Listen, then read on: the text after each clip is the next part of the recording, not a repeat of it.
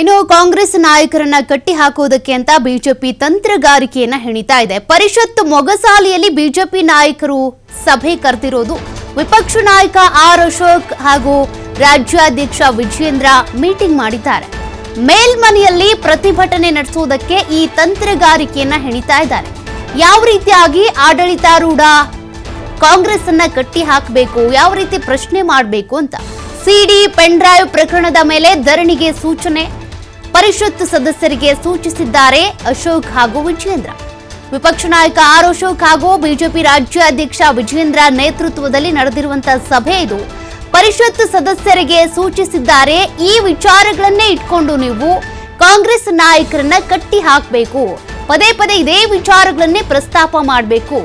ವಿಷಯ ಡೈವರ್ಟ್ ಮಾಡೋದಕ್ಕೆ ಟ್ರೈ ಮಾಡಿದ್ರು ಕೂಡ ಅದೇ ವಿಚಾರವನ್ನ ಇಟ್ಕೊಂಡು ನೀವು ಧರಣಿ ಮಾಡಬೇಕು ಅಂತ ವಿಪಕ್ಷ ನಾಯಕ ಆರ್ ಅಶೋಕ್ ಹಾಗೂ ಬಿಜೆಪಿಯ ರಾಜ್ಯಾಧ್ಯಕ್ಷ ವಿಜಯೇಂದ್ರ ಇವರಿಬ್ಬರು ಕೂಡ ಮೀಟಿಂಗ್ ನಲ್ಲಿ ಪರಿಷತ್ ಸದಸ್ಯರಿಗೆ ಈ ರೀತಿಯಾಗಿ ಸೂಚನೆ ಕೊಟ್ಟಿದ್ದಾರೆ. ಸಿಡಿ ಪೆನ್ ಡ್ರೈವ್ ಪ್ರಕರಣದ ಮೇಲೆನೆ ನೀವು ಧರಣಿ ಮಾಡಬೇಕು, ಇದೇ ವಿಚಾರವನ್ನೇ ಇಟ್ಕೊಂಡು ಪ್ರಸ್ತಾಪ ಮಾಡಬೇಕು, ಇದೇ ವಿಚಾರವನ್ನೇ ಇಟ್ಕೊಂಡು ನೀವು ಆಡಳಿತಾರೂಢ ಪಕ್ಷವನ್ನ ಕಾಂಗ್ರೆಸ್ ನಾಯಕರನ್ನ ಕಟ್ಟಿ ಹಾಕಬೇಕು ಅಂತೇಳಿ ಸೂಚನೆ ಕೊಟ್ಟಿದ್ದಾರಂತೆ.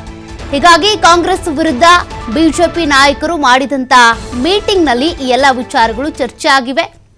ಯಾವ ರೀತಿಯಾಗಿ ಆಡಳಿತಾರೂಢ ಪಕ್ಷವನ್ನ ಕಟ್ಟಿ ಹಾಕಬೇಕು ಅಂತ ಇದೇ ಪೆನ್ ಡ್ರೈವ್ ಹಾಗೂ ಸಿಡಿ ವಿಚಾರವನ್ನ ಇಟ್ಕೊಂಡು ಈಗಾಗಲೇ ವಿಧಾನಸಭೆಯಲ್ಲೂ ಕೂಡ ಪೆನ್ ಡ್ರೈವ್ ಪ್ರದರ್ಶನ ಮಾಡೋದು, ಸಿಡಿ ಪ್ರದರ್ಶನ ಮಾಡುವಂತ ದೃಶ್ಯಗಳನ್ನ ನೀವು ಗಮನಿಸಿದ್ರಿ. ಅಂದ್ರೆ ಅಲ್ಲಿ ಚರ್ಚೆಗೆ ಅವಕಾಶ ಕೊಡ್ಲಿಲ್ವಲ್ಲ, ಇಲ್ಲಾದ್ರೂ ಚರ್ಚೆಗೆ ಅವಕಾಶ ಕೊಡೋ ರೀತಿಯಾಗಿ ನೀವು ಪ್ರಶ್ನೆ ಮಾಡಿ ಆ ವಿಷಯವನ್ನ ಪ್ರಸ್ತಾಪ ಮಾಡಿ ಧರಣಿ ಮಾಡಿ ಅಂತ ಬಿಜೆಪಿಯ ಸದಸ್ಯರಿಗೆ ಅಂದ್ರೆ ಪರಿಷತ್ ಸದಸ್ಯರಿಗೆ ಈ ರೀತಿಯಾಗಿ ಸೂಚನೆ ಕೊಟ್ಟಿದ್ದಾರೆ ಅಂತ ವಿಪಕ್ಷ ನಾಯಕ ಆರ್ ಅಶೋಕ್ ಹಾಗೂ ವಿಜಯೇಂದ್ರ ಇಬ್ರು ಕೂಡ ಅವರ ನೇತೃತ್ವದಲ್ಲಿ ನಡೆಸಿದಂತಹ ಮೀಟಿಂಗ್ ನಲ್ಲಿ ಪರಿಷತ್ನ ಸದಸ್ಯರಿಗೆ ಈ ರೀತಿಯಾಗಿ ಸೂಚನೆ ಕೊಟ್ಟಿರೋದು. ಈ ವಿಚಾರಗಳನ್ನ ಬಿಡ್ಲೇಬೇಡಿ, ಡೈವರ್ಟ್ ಮಾಡೋದಕ್ಕೆ ಟ್ರೈ ಮಾಡಿದ್ರು ಕೂಡ ನೀವು ಧರಣಿ ಮಾಡಿ ಅಂತೇಳಿ ಖಡಕ್ ಆಗಿ ಸೂಚನೆ ಕೊಟ್ಟಿದ್ದಾರಂತೆ.